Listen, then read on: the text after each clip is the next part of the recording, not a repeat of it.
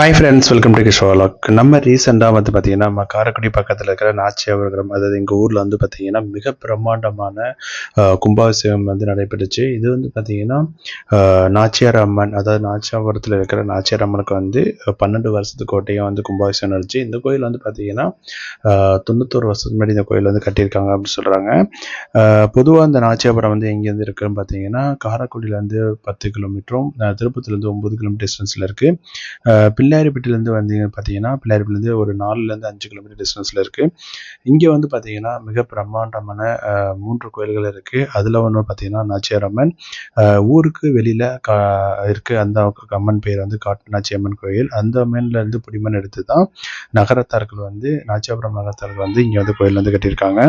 இங்கே வந்து பார்த்தீங்கன்னா அதே மாதிரி எல்லாமே பூஜைகள் எல்லாமே சிறப்பு பூஜைகள்லாம் பண்ணுவாங்க. எப்பவுமே சித்திரை மாதம் மிக பிரம்மாண்டமான 10 நாள் திருவிழா வைப்பாங்க. அதில் தேர் திருவிழா எல்லாமே செம்ம சூப்பராக இருக்கும்.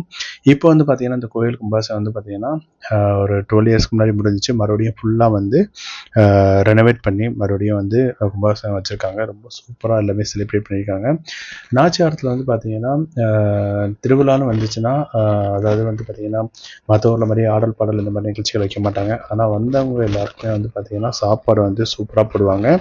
இந்த கும்பாபிஷேகத்துக்கு வந்து பார்த்தீங்கன்னா 3 நாட்களும் 3 வேளையும் வந்து சாப்பாடு போட்டிருந்தாங்க. பொதுவாகவே நல்லா சிறப்பாக இருக்கும். அதே மாதிரி திருவிழாக்கள் வந்து பார்த்திங்கன்னா சாப்பாடு சூப்பராக போடுவாங்க. அன்னதானம் எல்லாமே சிறப்பாக போடுவாங்க. இப்போ நம்ம ஊர் கோயிலில் வந்து பார்த்திங்கன்னா ஒரே நேரத்தில் 3 கோயிலுக்கு வந்து கும்பாபிஷேகம் நடத்துகிறாங்க. அதாவது என்னென்னா இப்போ நீங்கள் பார்க்குறது வந்து பார்த்திங்கன்னா அம்மன் கோயில், அதுக்கு அப்படியே லெஃப்ட் சைடு வந்து பார்த்திங்கன்னா மாப்பிள்ளை விநாயகர் கோயில் இருக்கும். அதுக்கடுத்து வந்து பார்த்திங்கன்னா முருகன் கோயில் இருக்கும். இந்த 2 கோயிலுக்குமே மொத்தம் 3 கோயிலுக்குமே கும்பாபிஷேகம் வந்து மிக சிறப்பாக நடைபெற்றுச்சு. இந்த நாச்சியாபுரத்தில் யாருக்காவது புதுசாக செட்டியார் அவங்க நகரத்தார் இதில் வந்து மேரேஜ் வந்துச்சுன்னா மாப்பிள்ளை விநாயகர் கோயிலில் தான் முதல் வழிபாடு பண்ணுவாங்க. அதனால் வந்து பார்த்திங்கன்னா ரொம்ப சூப்பராக இருக்கும். இப்போ நீங்கள் பார்க்குறீங்கள கும்பாபிஷேகம் வந்து முடிஞ்சிருச்சு. அது ஆக்சுவலாக வந்து திருநீர் நன்னீர் விழா எல்லாமே ஊற்றிட்டாங்க.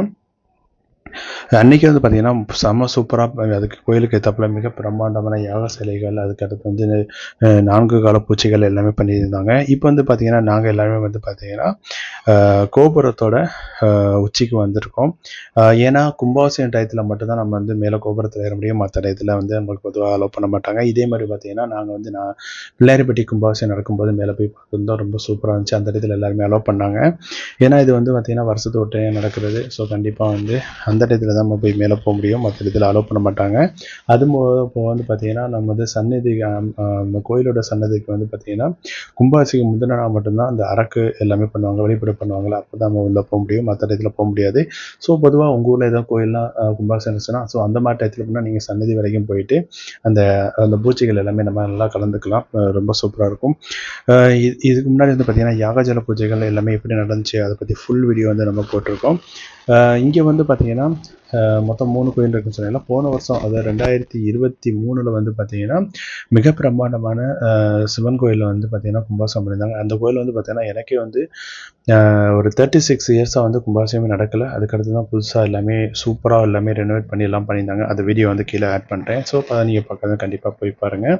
அங்கேயும் இதே மாதிரி தான் இருக்கும். பொதுவாக வந்து பார்த்திங்கன்னா நம்ம காரைக்குடி மற்றும் செட்டிநாடு பகுதியில் வந்து ஒரு கோயில் எப்படி பார்த்திங்கன்னா ஊருக்கு நடுவில் ஒரு பெரிய ஊரணி அதோட ஒரு சிவன் கோயில் கண்டிப்பாக இருக்கும். இப்போ வந்து பார்த்திங்கன்னா நம்ம நகரத்தார் கோயில்னு பார்த்திங்கன்னா 76 கோயில் இருக்காங்களா, அந்த 76 கோயிலுமே பார்த்திங்கன்னா ஊருக்கு நடுவில் ஒரு சிவன் கோயில் இருக்கும். அந்த ஊரணியை வந்து பார்த்திங்கன்னா தண்ணீர் இதுக்காகவே சம பிரமாண்டமாக எல்லாம் கட்டியிருப்பாங்க. அதாவது என்ன சொல்லுவாங்க, அந்த ஊரணி கட்டுற மண்ணை வச்சு தான் கோயிலை கட்டியிருப்பாங்க. அந்த அளவு தான் இருக்கும். இப்போ எங்கள் ஊர்லேயும் வந்து பார்த்திங்கன்னா 3 பெரிய ஊரணிகள் எல்லாமே இருக்கும். எல்லாமே வந்து பார்த்திங்கன்னா குடி தண்ணீர் தான். இன்னும் வந்து குடி தண்ணீர் எல்லாம் பயன்படுத்துவாங்க. அந்த அளவுக்கு தான் இருக்குது. இப்போ நான் வந்து கோயில் வந்து காமிக்கிறேன் பாருங்கள்.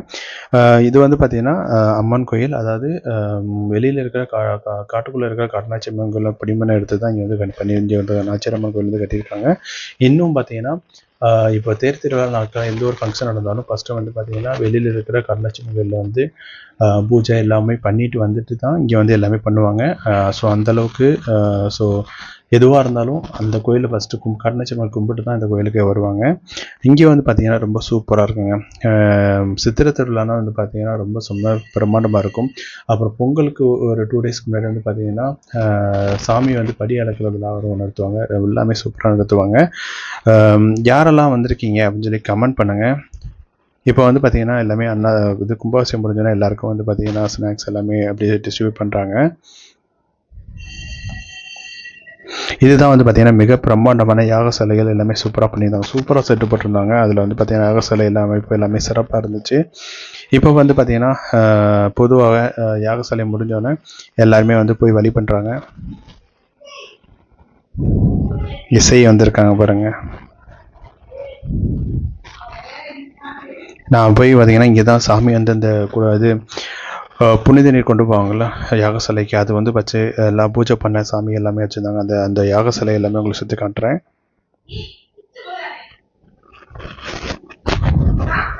இதில் வந்து பார்த்தீங்கன்னா ரைட் சைடு வந்து உங்களுக்கு மிக பிரமாண்டமான அன்னதானம் குடம் போட்டிருந்தாங்க. இதில் வந்து பார்த்தீங்கன்னா 3 days வந்து எல்லாருக்குமே சாப்பாடு எல்லாமே சூப்பராக வழங்கியிருந்தாங்க. ரொம்ப சூப்பராக இருந்துச்சு. இப்போ பாருங்கள், நான் கோயிலவே சுற்றி ஃபுல்லாக காமிக்கிறேன். இப்போ பாருங்கள், நம்ம கும்பாபிஷேகம் தண்ணீர் வந்து எல்லாத்துக்குமே தெளிச்சு விட்றாங்க. நான் இந்த வருஷம் எதிர்பார்த்தேன் ட்ரோன் எதுவும் கொண்டு செட் பண்ணுவாங்களான்னு பார்த்தேன். ட்ரோன் எதுவும் செட் பண்ணல. சென்னையில் ஒரு கும்பாபிஷேகத்தில் வந்து பார்த்தீங்கன்னா ட்ரோன்லாம் வச்சுருந்தாங்க. ஸோ ட்ரோன் வந்து பார்த்திங்கன்னா கம்மியான காசு தான் வரும், செட் பண்ணியிருக்கலாம். ஆனால் அது வந்து முடிஞ்ச வரைக்கும் சிம்பிளாக பண்ணணும்னு சொல்லி பண்ணிட்டாங்க. இது வந்து பார்த்திங்கன்னா கும்பாபிஷேகம் முந்தின நாள் வந்து ரொம்ப சூப்பராக லைட் அலங்கார விளக்குகள்லாம் போட்டு சூப்பராக பண்ணியிருந்தாங்க. இப்போ பாருங்கள், நம்ம கோயிலை வந்து பார்த்திங்கன்னா ஜெகஜோதியாக செம மின்னுது. காமிக்கிற பாருங்க, இந்த அரசமரம் நம்ம ஊரை வந்து ஞாபகமாக இருக்கிறதுக்கான மெயின் பிளேஸு. ரொம்ப சூப்பராக இருக்கும். பாருங்கள், லைட்டிங்கை போய்லாம் போட்டு அப்படியே செம்ம இதாக இருக்குது. ஸோ உங்களுக்கு ஃபியூச்சரில் ஏதாவது சித்திரை மாதம் திருத்துறால் மிக பிரமாண்டம் இருக்கும், அதை பற்றி வீடியோ போடுறேன். ஸோ உங்களுக்கு டைம் இருந்துச்சுன்னா கண்டிப்பாக சித்திரை மாதம் வாங்க, ரொம்ப சூப்பராக இருக்கும். ஏன்னா எங்கள் ஊரில் வந்து பார்த்திங்கன்னா திருவிழா டயத்தில் மட்டும்தான் மக்கள் இருப்பாங்க, மற்ற இதில் மக்கள் இருக்க மாட்டாங்க. ஸோ அதே பேர் வந்து பார்த்திங்கன்னா திருவிழா டயத்தில் தான் வருவாங்க. ஸோ அந்த மாதிரி டயத்தில் திருவிழா டயத்தில் வந்தீங்கன்னா கொஞ்சம் நல்லா பிரம்மாண்டமாக இருக்கும் திருவிழா. ஸோ திருத்துழா எப்போ அப்படின்னு சொல்லி கமெண்ட் பண்ணுறேன். ஸோ உங்களுக்கு டைம் இருந்தால் கண்டிப்பாக வாங்க. இந்த வீடியோ பிடிச்சிருந்தால் லைக் பண்ணுங்கள், அப்படியே உங்கள் ஃப்ரெண்ட்ஸுக்கு ஷேர் பண்ணி விடுங்க.